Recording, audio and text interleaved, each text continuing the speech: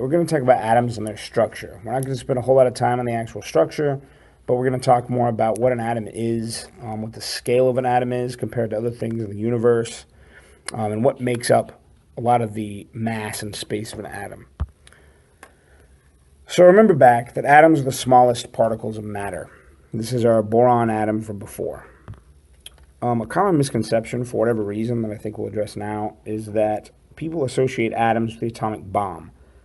While they are associated, that's not really what we're talking about when we talk about atoms. So kind of get that out of your head. The atomic reactions that happen inside an atomic bomb are definitely related, and those reactions are what give an atomic bomb its extreme power. We might talk about it a little bit later, but that's not really the focus of atoms. This is a picture of an actual atom. So this black thing in this picture is the shadow of a nucleus of a single atom. It's the smallest picture ever taken. These ripples on the outside represent where the electrons are. The particles that make up atoms, the protons, neutrons, and electrons, are so small that they're basically invisible. We only know they exist because of the way they interact with other things. This is the smallest picture we've ever taken, but we still can't see the individual protons, neutrons, and electrons. The only reason we know that they exist is because they do things like cast a shadow, and they make little ripples. We can measure their weight, we can judge their spin, we can do some tests on them, but we can't ever actually see them because they're too small. So consider this. If we took the nucleus of an atom and we blew it up to the size of a golf ball, and then we made the electrons, the first electron from the nucleus, the hole that the golf ball goes in, the distance between the golf ball and the hole would be 1.5 miles. So if the nucleus of an atom was the size of a golf ball, and the first electron, this one, away from the nucleus, was the hole that the ball goes into, the distance would be 1.5 miles. All of this space between the golf ball and the hole is empty. Empty space. There's a lot of empty space in an atom. All of these things between the nucleus and the first electron, it's all empty. All of this is empty. There's nothing between the nucleus and the electron in the atom. It's completely empty space. So the mass of an atom is determined by the protons and the neutrons, not so much the electrons, but all that space between the protons, neutrons, and the electrons is all empty.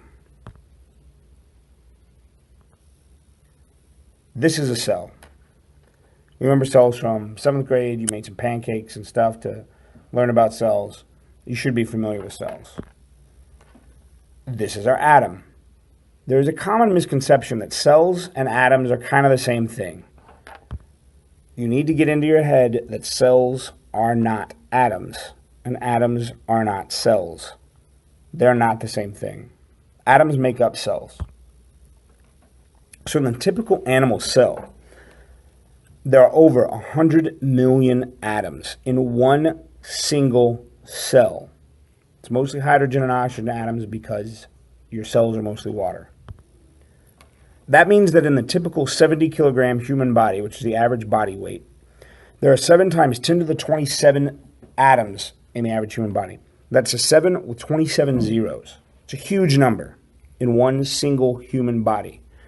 Multiply that by 6 billion and you have about the number of atoms in all the humans on Earth.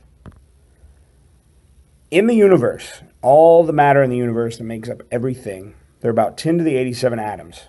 That's 1 with 87 zeros. It's too big a number to even imagine. It's too big to wrap your head around. Interesting fact, though, there are actually more possible chess moves on a chessboard than atoms in the universe. So there are more ways to win a game of chess and more moves to make than there are atoms in the universe. So let's look at the things that make up atoms. Something you'll learn about later on in high school and in college are quarks. Quarks are actually the things that make up protons and neutrons. So protons and neutrons and electrons are not the smallest particles of matter.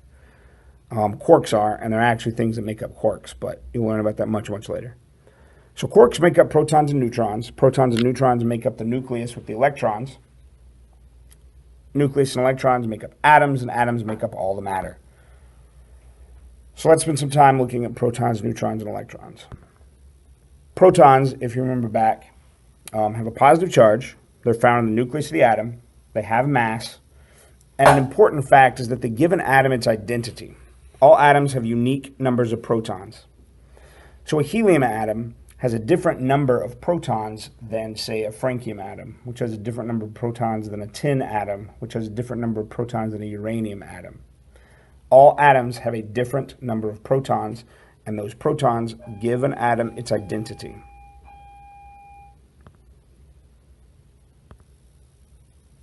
Neutrons, if you remember, and electrons are the next part.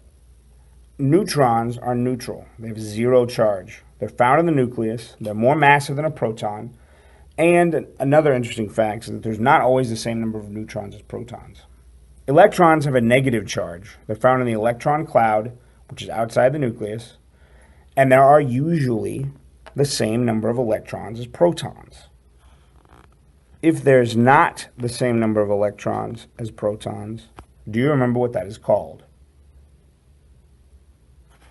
If you don't, it's called an ion. But usually it's the same. So when you look at the periodic table, they assume that there are the same number of electrons as protons. Electrons are nearly massless. So normal atoms have equal numbers of protons and electrons. Remember that.